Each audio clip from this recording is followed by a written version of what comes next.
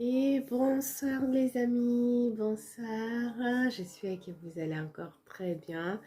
Donc, on se retrouve aujourd'hui en fait pour continuer notre histoire avec le peuple d'Israël.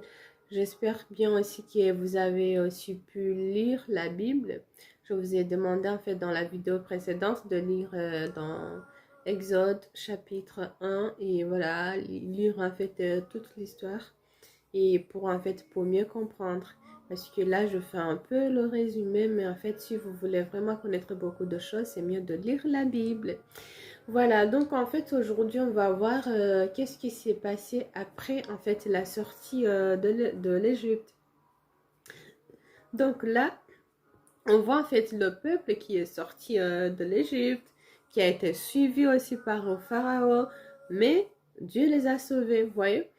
Donc, Dieu n'a pas directement conduit le peuple dans la terre promise, dans le pays qu'il les avait promis. Mais ils les ont fait passer en fait dans le désert.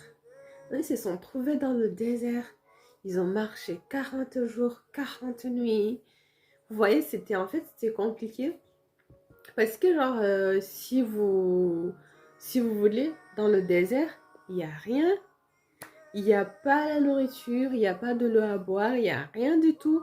Mais comment en fait ils ont vécu ces moments dans le désert? Il y a beaucoup qui ont commencé en fait à murmurer, à pleurer, à insulter Dieu. Pourquoi il nous a amenés ici? Pourquoi il est venu nous jeter dans le désert? Pourquoi tout ceci? Pourquoi tout cela nous arrive? Beaucoup ont parlé. Mais vous savez, Dieu ne les avait pas abandonnés, même s'ils étaient dans le désert. Il ne les avait pas abandonnés. Mais tous ceux qui ont insulté Dieu, tous ceux qui ont parlé mal de Dieu, tous ceux qui sont en fait qui se sont rébellés contre Dieu, voilà, beaucoup en fait sont morts dans le désert. Voilà, ils n'ont pas pu en fait entrer dans le pays que Dieu avait promis parce qu'ils n'ont pas vraiment compris en fait la grandeur de Dieu.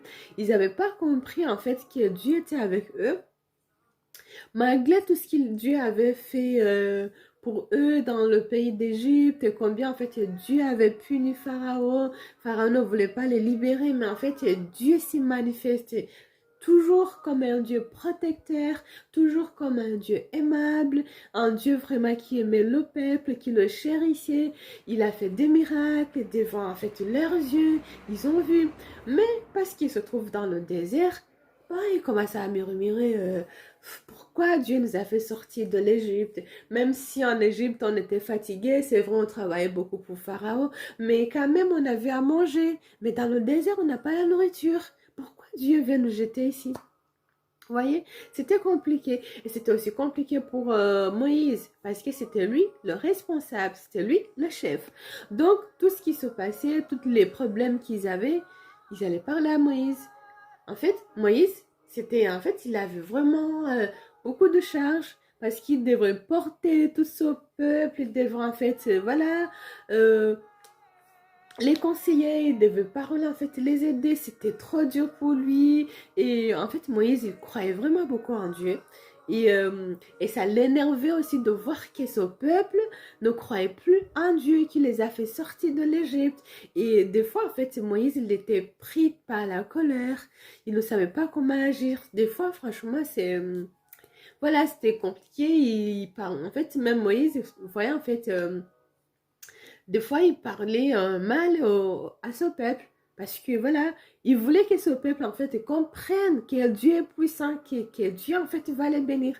Mais les gens en fait ne lui écoutaient pas, ne lui entendaient pas. On lui disait, mais Moïse, oui, où est ce Dieu en fait qui nous a fait sortir d'Égypte? Pourquoi on est là? Pourquoi on est là en fait? Vous voyez, toute la charge était sur Moïse et c'était très dur. C'était très dur. Mais vous croyez que Dieu vraiment les avait abandonnés? Non. La preuve, c'est que c'était dans le désert, mais Dieu les a nourris. Il les a donné la nourriture, voilà, qu'on appelle la manne. Dieu les a nourris, ils ont mangé. Alors que dans le désert, il n'y a pas la nourriture. Aujourd'hui, si tu te trouves dans le désert, franchement, tu ne vas pas trouver la nourriture. Si tu restes là-bas pendant des jours et des jours, tu vas mourir. Mais Dieu les a protégés, Dieu les a bénis, Dieu les a donné la nourriture dans le désert. Mais ils ne comprenaient pas, ce peuple ne comprenait pas. Et même en fait, il y a un moment où en fait, ils n'avaient pas d'eau à boire. Ils ont commencé, mais ils ont commencé encore à parler, à murmurer. Donc même pour eux, ça énervait beaucoup Dieu, ça l'énervait beaucoup parce qu'il se disait, mais qu'est-ce que je n'ai pas fait? Qu'est-ce que j'ai pas fait pour ce peuple? À chaque fois, tout le temps, je les aide, je donne tout ce qu'ils ont besoin, mais pourquoi en fait ils ne comprennent pas? Vous voyez? Dans le désert, dans le désert. Mais ils sont pas passés dans le désert juste pour y rester, c'était juste un passage. Voilà.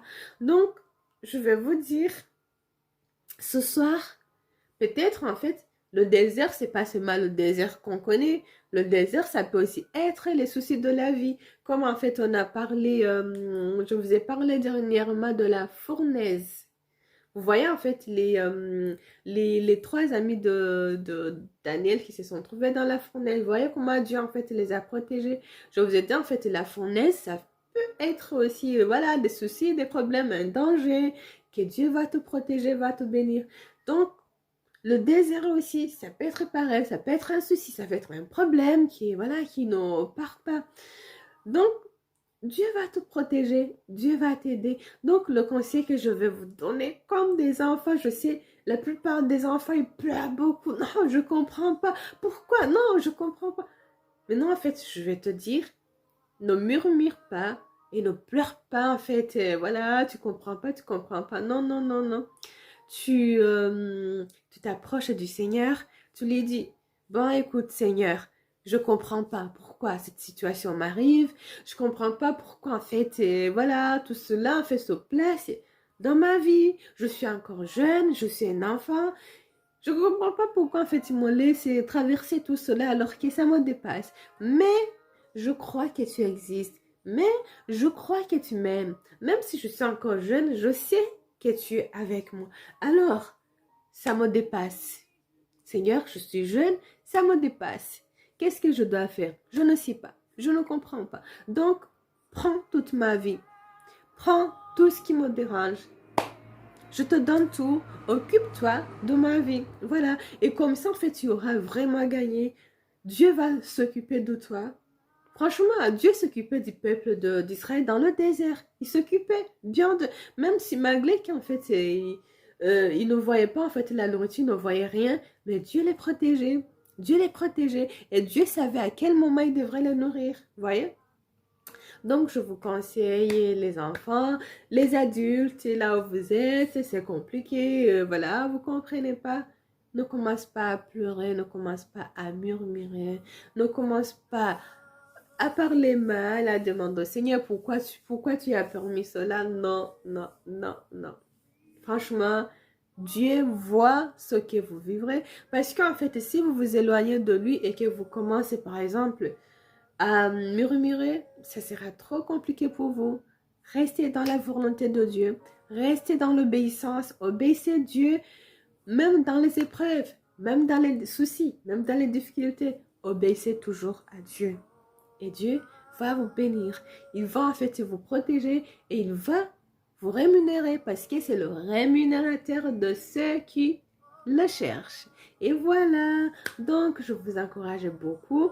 Le désert ne va pas vous tuer, les problèmes ne vont pas vous tuer, les soucis ne sont pas là pour vous tuer, mais Dieu est avec vous. Et quand vous vous trouvez dans des situations compliquées, priez, demandez à ce que Dieu vous donne la force parce que ça va en fait vous former.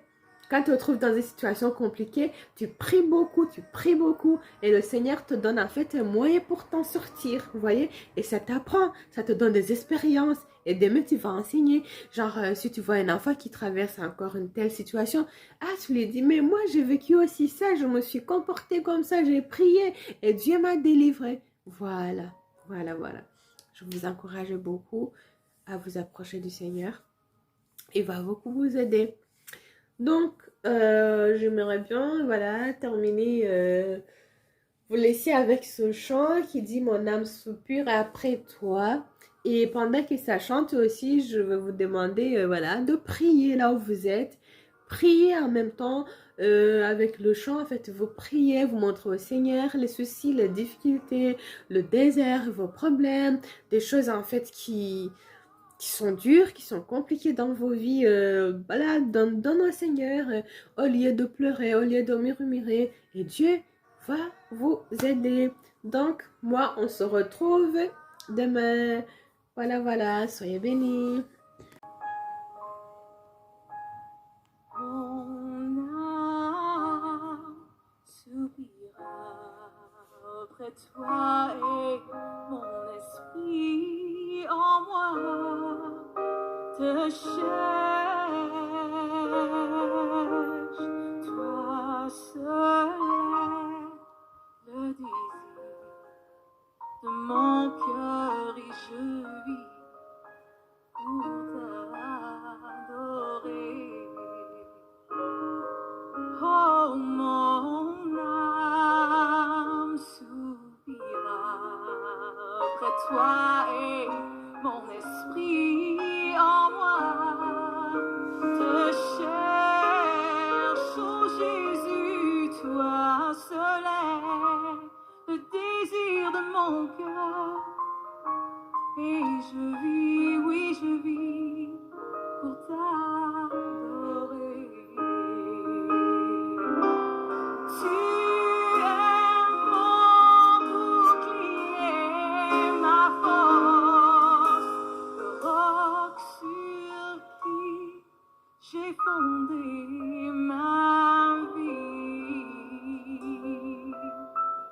Toi seul est le désir de mon cœur et je vis pour t'adorer.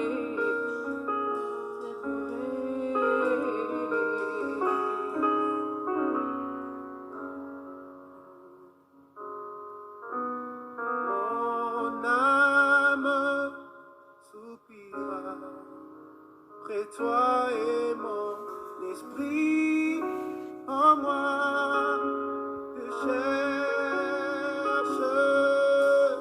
Toi seul est le désir de mon cœur et je vis pour t'adorer.